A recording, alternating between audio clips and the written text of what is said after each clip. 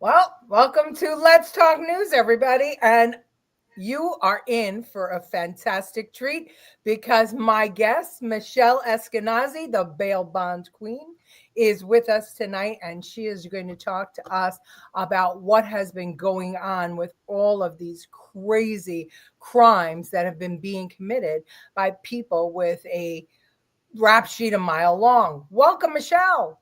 Thank you so much. Thanks for having me.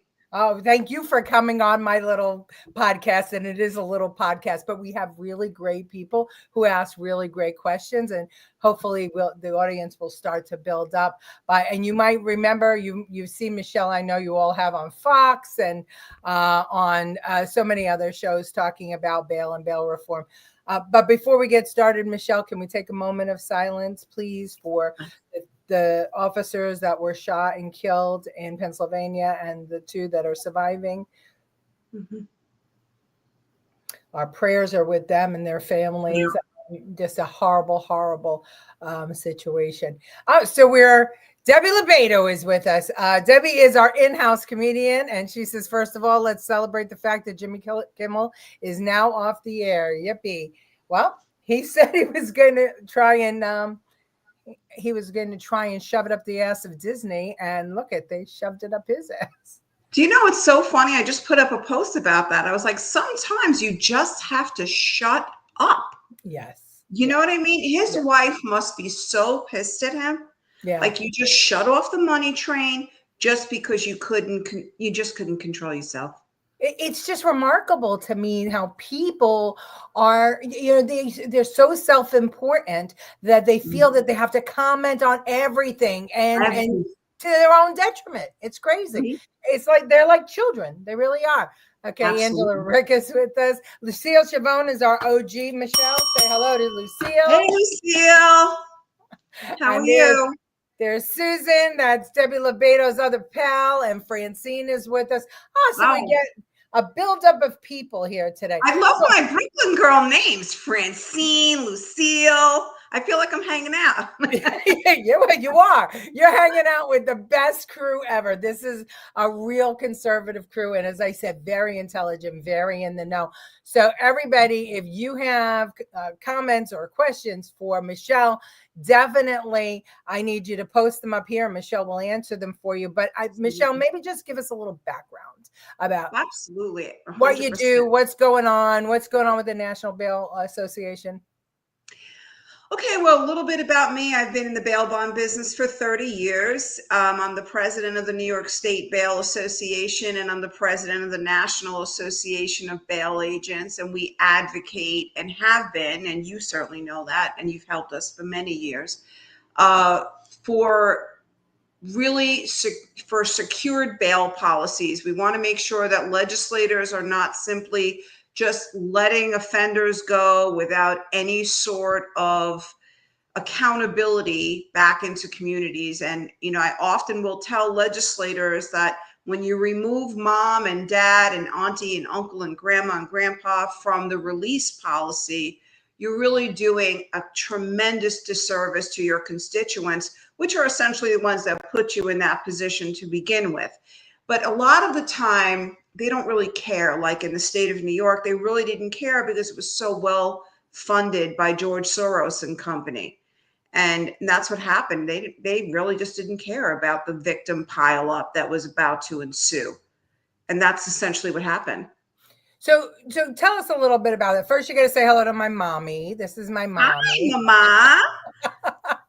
How are you? She's too much. She lives next door. She's my best buddy. So Michelle, tell us a little bit about what happened, because most people don't understand bail. They don't understand bonds, right? Right. We were together when Chris Christie was the first one advocating for the death. Started us down this road where we are right now. Tell our viewers what bail is and why it is. It's in the Constitution, right? Or yes, the 8th Amendment provides for your liberty, your right to bail, essentially, right? So What happens is when you get arrested, I'll just use New York for an example. In the state of New York, when you get arrested, you have to be seen by a judge within 24 hours, no matter what. If you're in a hospital, you'll get arraigned at your bedside. And a judge will see you, a prosecutor will say you're the worst person in the world. The defense attorney will say you're the best person in the world. And then the judge will render a decision whether to hold you or, set you free. And basically now in the state of New York, post the enactment of bail reform, the judges must set a third form of bail, which is essentially what we refer to as sign and drive, where your gang member can sign you out of jail and you essentially just have to pay a certain percentage to the court. Back in the day, the judges had something called judicial discretion. And they were allowed, just like they're allowed to make custody decisions for our children, civil decisions and civil litigation, they were allowed to make custody decisions, and the legislature had not usurped their judicial power. They did when they did bail reform, when Don Cuomo, who coincidentally now wants to be the mayor of our once great city, he just signed bail reform and put it right into the belly of the budget and told all those Democrats that they better just sign it and say yes, or their political careers were over. And that's essentially what they did. And what happened is post bail reform, I believe it was 6,800 humans that were released out of New York state jails right into the streets. And a lot of those people are emotionally disturbed people that were incarcerated, that were getting their meds at 9 a.m. and 4 p.m. and getting their antipsychotics and getting their meals and their services and things like that. And they became homeless. And a lot of them became recidivist offenders, lo and behold. So when we were working together trying to stop, the bail reform in New York, the one thing that we both recognized was the average person didn't understand why the left was saying, oh, these people are too poor to get out of jail, and it's not fair to them because only the rich people can bail out and all that stuff. And you taught me about that wasn't so, and that some of those people were in jail because their family didn't want them out. Right? They were afraid. So talk about that. Talk about the left's, propaganda that actually got people to support bail reform. Well, basically, it's a set of branded talking points, and they're still using them. They're saying that if these poor people, go to jail, they're going to lose their jobs and they're going to lose custody of their children, and they simply can't afford bail. And that's why there should be no money when it comes to the ascertaining of bail. So basically, it's just a branded set of leftist talking points. And the fact of the matter is they don't steal crusts of bread. They don't. They go to Louis Vuitton. Everybody wears white sweats and white hoodies, and everybody goes in and steals tons and tons of shit and leaves. And what happens is these big corporations like CVS, Louis Vuitton, they're losing countless gazillions of dollars, and they can't have their security guards, go after them. Nobody gets arrested for these kinds of crimes. And what happens is the debilitation of society. We certainly didn't have that kind of thing growing up. No. When we grew up, if you took candy from Danza's or from the local Superette or whatever, you got smacked, your mother got called, your father you got in trouble. Right. You really got in trouble. There's no such thing as getting in trouble anymore. Right. And they know it too. So now, I mean, like California had the under $99 or under $1,000. Yeah, and so, I mean, criminals, it's a business. People think of criminals just as junkies and druggies and whatever, but it's a real business. I mean, they set it up like a business, and they get away with it. And bail reform played, in my opinion, right into the hands of the criminal cartels. Right, this is where that poor girl got stabbed. The killer's family wanted him in jail. Okay, we're going to talk about that in a minute, but I want to just tee this up, Michelle, for a minute by showing this 2-minute clip about recent recent activity from people that were out without bail. Okay. This is Daniel Nations, and he was arrested yesterday after police say he hit a man with his car following a road rage incident. That happened on Union near Palmer Park, and that's where 11 News reporter Aaron Vidito is live from right now. You've been reading through Nations' court records, Aaron, and he has a long criminal history. In 2017, Nations was arrested, accused of threatening bikers with a hatchet near Mount Herman Road, a crime he would later plead guilty to. Besides that, Nations has a history of pleading or being found guilty of possession of a weapon by a previous offender, false reporting, and violating a protection order. Mike Jock, and he's busted. A Miami neighborhood was on edge after they say a man was peering through their windows. Turns out he has a long criminal history. Back in 2023, Local 10 told you the story of a 31-year-old woman. She accused him of violently kidnapping, then raping her and leaving her badly injured. He was initially charged with 4 felony counts, including sexual battery. However, he didn't spend much time in jail. The case was closed. Why is unknown. And there's more. He was a fugitive out of Broward County on an indecent exposure charge. According to MPD, Carlos Bogan and James were in an argument when police say James shot Bogan. James was arrested on scene and charged with murder. According to court records, James has a lengthy arrest record. The most recent charges were in 2023. The Mobile County District Attorney's Office says James was charged with shooting someone. That case was dismissed because the victim did not show up to court. In another case, James pleaded guilty to drug charges and was sentenced to probation. But during that probation, the district attorney's office tells me James tossed a bag of drugs tied to a rope into a Metro jail cell. His probation was revoked for 90 days, but then he was released again. Just 3 weeks ago, the bail bondsman James used for that drug charge asked for James to be arrested because he failed to pay his bail. That warrant was not executed. Details of the story are all too horrific, but the NYPD this morning is giving out a serious warning. That is 42-year-old Jamel McGriff, the ex-con accused of killing and then torching the home of an elderly couple here in Queens, is armed and dangerous. The police commissioner says he has a criminal record that spans 30 years.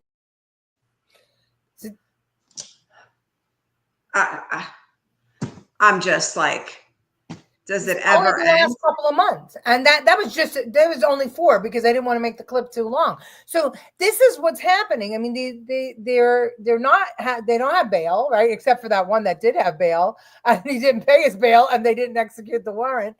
And even you were talking before the show, and you were saying that the police officers in Pennsylvania that were just killed were executing a warrant, which is what you do, right? It's definitely part of what our tribe does. And, I often will say that, we are collecting the warranted while America sleeps. Yeah. So bail and fugitive recovery agents are a crucial part and the successful part, actually, of the criminal justice system. Yeah. So while America is sleeping comfortably in their beds, we are hunting the warranted. We believe in the high order of the court. We believe in bringing back a fugitive, whether that bond is $1,000 or $100,000. We're going to go out and find you because we believe in the criminal justice system. We believe in doing the right thing. Yeah. Bail agents are veterans, mothers, fathers, sisters, brothers. They're your neighbors, right? But we have a really difficult job, but we do it really well. And it's very dangerous. And it's more and more dangerous because these criminal offenders, as you can see, have zero respect for law enforcement. So, the whole thing, and the thing that you taught me is that the people can't bail themselves out or couldn't bail themselves out, right? Somebody else had to post the bonds for them. But now what is it different now? I mean, how is it working now? It really kind of changes out jurisdictionally, right? In New York, it's not allowed. You have to have someone come and sign for you and indemnify you, and whether you're, using a secured bond or whether you're paying cash bail directly to the court, you can't do it. You're on Rikers Island. So somebody else has to do that for you. There are certain states and municipalities throughout the nation that do allow offenders to sign themselves out of jail. And it's abhorrent. Yeah. It happens. So just tell our audience, just, before we go to the Decarlos Brown Jr. case, just tell our audience, maybe without gruesome details, what is the worst that you have seen happen with this new bail reform? Who other than what we see in Charlotte? I mean, something closer to home in New York, maybe. What can you tell us about the recidivism or how crime has gone up by these people being on the street? Well, I mean, I have so many specific cases that run through my mind, but I mean, I have to say that, people think that crime only happens in New York City, but it's not true. It happens all over the state of New York, but there is one crime that comes to my mind. She's on our board now on my victims' rights group, which is the Victims' Rights Reform Council. Her name is Jasmine Robles, and she's a wonderful young lady, and she's a mom. And she was on the train minding her own business, and there was an offender, an emotionally disturbed person on the train, and she was sitting there, and she knew that this person was about to start trouble. And the person was going from person to person. And she said to me, Michelle, I was just hoping that she wasn't going to come to me. And all of a sudden, I looked down at my feet and she was there. She beat her up so bad. She took out her teeth and, her head was sliced open. She had to go for stitches. She had to go for innumerable surgeries. And the district attorney in New York County, which is Alvin Bragg, which is the same animal that prosecuted our president, kind of just let the person go. And I believe it was a short time later that offender murdered the next victim. But Jasmine will never be the same. She told her story for the first time in public. We had a bail reform symposium in Albany last February. We had all branches of unions of law enforcement there, and she told her story, and it was just harrowing. And it's just something that stays with me as a New Yorker, as a kid that grew up taking the L train, as a mom.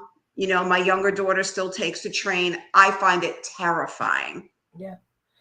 I think, the Vera Institute, right? They were the ones that were behind it in New York, that they pumped tons of money and they had tons of propaganda out on the street. I mean, what are they saying anything about the fact that crime is rising? Or are they hiding behind these false reports that crime is decreasing, violent crime is decreasing? No, as a matter of fact, I read one of their nifty little reports this morning, and as it pertains to Hawaii, of all places, okay?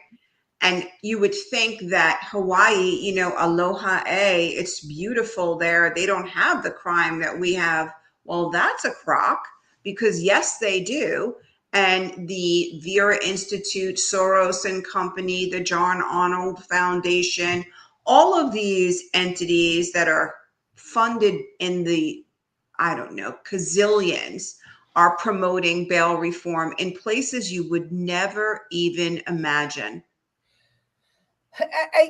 So they're still using the same old tricks, and they're still pulling on the heartstrings of Americans. So what could you tell our viewers? What would be the talking points that you would give our viewers so that they can combat some of this BS that, poor people are languishing in jail for no reason because, they don't have the money, or any, how do you counter the Vera Institute's propaganda?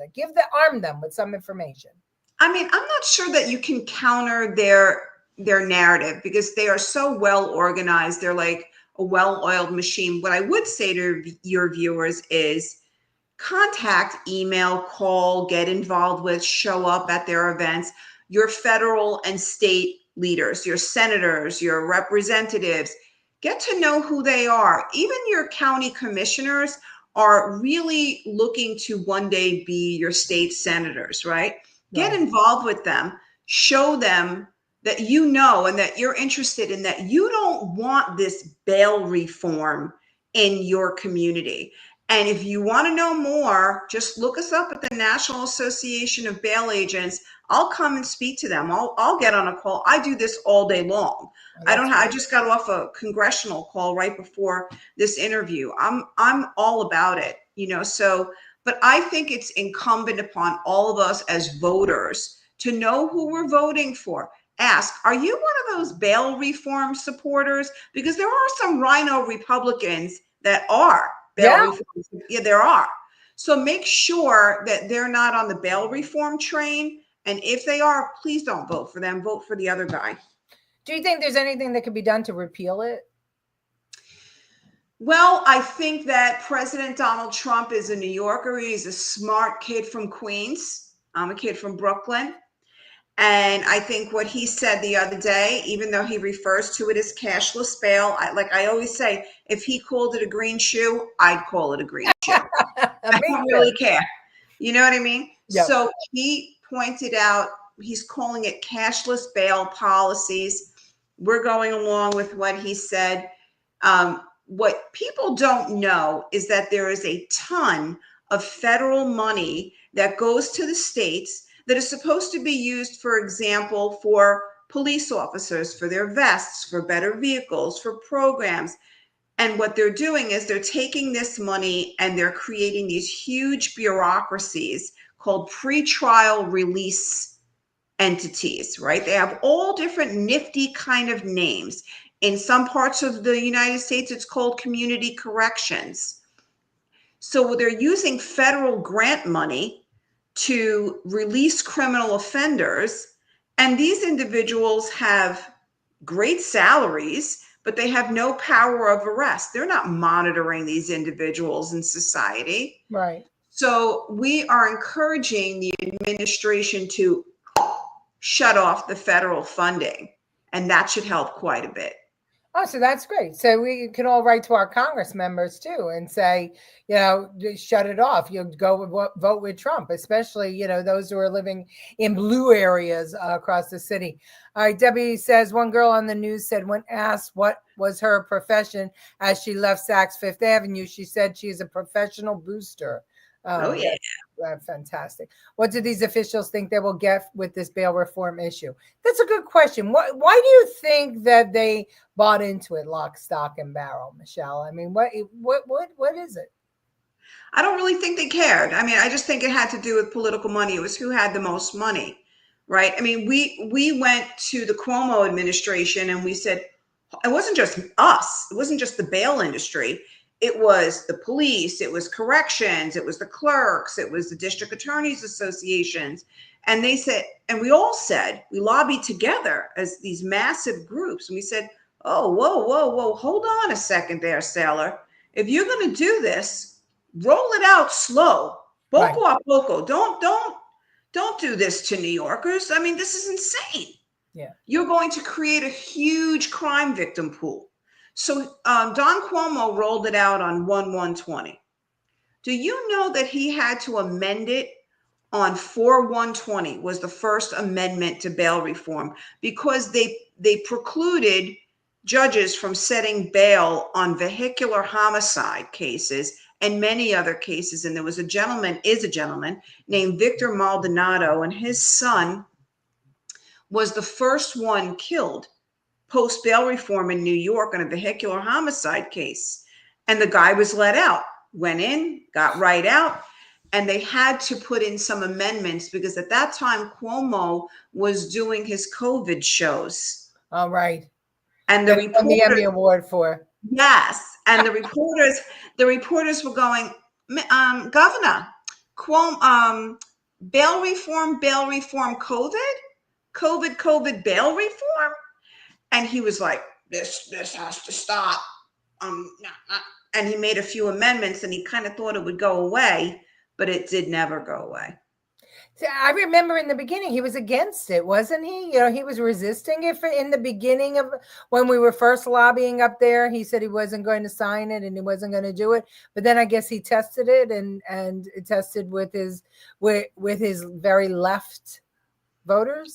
The money train came in. What it really was a land grab. What they wanted to do was they wanted to close down Rikers Island. It was kind of like an all-inclusive. They were going to do bail reform. They were going to shut down Rikers Island.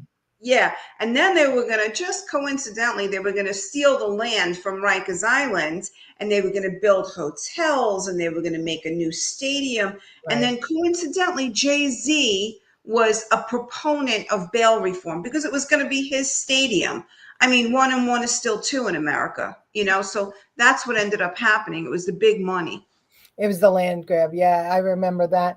Well, at the end of the day, I think that it's amazing that we're not making that connection still, that with bail reform and the increase in crime. And I think it's because they started fudging the numbers, right? Pre-COVID, they started reporting crime in a different way and lowering some crimes. And, to me, it seems very, very coordinated. And at the end of the day, the people who lose are the people, in my opinion, in the economically depressed areas, because that's where the crime is. And it's their families. Because what did they do? They were leaving them in jail because they were beating the hell out of their sisters, brothers. It's the same with Decarlos Brown Jr., right? The mother begged them to do something with him to keep him out, and they kept letting him out. And look at what happened. It's crazy. And so, speaking of that, let me just show this clip, and then you can comment on it. This is the Charlotte stabbing. Watch. Decarlos Brown has a long history of being in trouble with the law. His criminal record shows 3 misdemeanors between 2007 and 2009. He was convicted of felony breaking and entering and later convicted of assaulting and stealing from a man using a handgun. But he served his time for each of the crimes against him. Essentially, what the legislature has done, they have made certain offenses required to have no bond, or at least allow a judicial official to grant no bond. Charlotte criminal defense attorney Aaron Lee says the 2023 Pretrial Integrity Act allowed for more serious offenses like drug trafficking and homicides to go before an elected judge to be granted bond or not. Magistrates use a certain set of criteria to make that decision. Magistrates actually have a findings of fact form, just like they filled out in Decarlos Brown's case. And that actually has a checkbox for the magistrate to go over, and it'll say whether or not no bond applies for rebuttable presumptions. Under a rebuttable presumption, there is no assurances that this individual will come back to court or that he will not be a danger to the community. The form lists serious offenses like drugs, weapons, or homicide charges, or was the defendant out on bond and committed another offense using a gun or a legal weapon. None of those conditions applied in Decarlos Brown's case, so there was no rebuttable presumption that he was going to be a danger. He didn't do anything out of the ordinary that any other magistrate wouldn't have done. And if the DA's office thought something was wrong with it, they could have brought a new bond hearing for a bond modification. Lee says the dilemma attorneys have is they're lawyers, not doctors. He says getting someone evaluated is a lengthy and timely process. It is kind of a broken system that a lot of clients do have mental health issues, but getting them evaluated is only for the court's process at streamline and see if they can stand trial and their rights aren't going to be violated. But it's not getting them treatment and making sure the community's safe. It's certainly not for that reason. Reporting in Charlotte, Shakir Speaks, Queen City News. Yeah, it's really unfortunate. I mean, the ideology from the bench in Mecklenburg County is staunch. Right. It is so incredibly far left in Charlotte, North Carolina. And ironically, years ago, so many New Yorkers that we know, retired cops and stuff like that, fled to Charlotte, North Carolina, thinking that it was going to be a place that was filled with public safety and a promising future. And here it is. It's basically the South Bronx. It really is. So I guess that, we have a disconnect in that we're hearing the news media and the reporting entities saying that crime is down in all these big cities, right? But we know in the streets, the people feel it. They feel unsafe. They don't feel like that they can walk their own streets. So next year we have gubernatorial races in a lot of blue states. I don't know if it's all, but a lot of the blue states. Could people put what do they call those? A proposition on the ballot to repeal bail reform? I mean, could there a movement be started that would drive our voters out to the polls to vote for this proposition, which would help the blue states get a red governor elected? I mean, we know that Bush did it in 2000 and what was it, 2004, with the abortion situation, to drive people to the polls to make sure that the red states got out, the red voters got out to put him back in office. Why couldn't we put a proposition across, many of the blue states to drive out, people who have been fed up with crime that everybody's telling us is not occurring? It's just a smart idea. It really is. I mean, I think you should probably run America. So I'll start with that. You always have had very I like Trump running America. He's doing a good job. I actually really do too. I just think that it's difficult because you look at states and you think that a state does everything the same. Yeah. But there's so many different counties within states that just operate like as if they're their own country. And Mecklenburg County is a classic example. If you go into the hills of North Carolina, the judges are not doing that.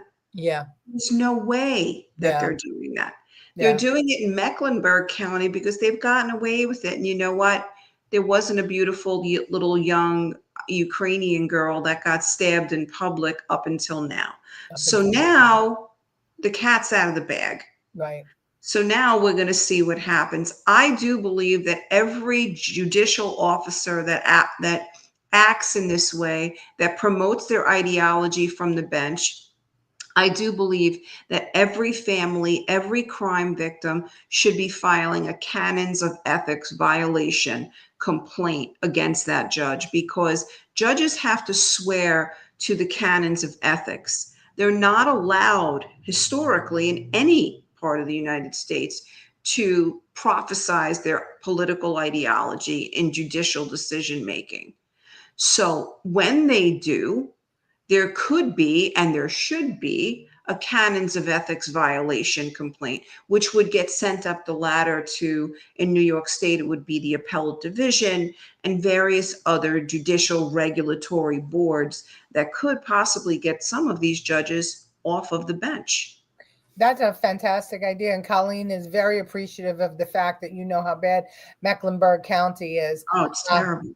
Yeah, Michelle knows everything. I just want you to know that, because, and she does. She spends no time sleeping, no time eating. She knows everything because everybody's on the phone with her, asking her to guide them and to speak. And you see her on the news and the radio. She's everywhere, and she's she's trying to help us.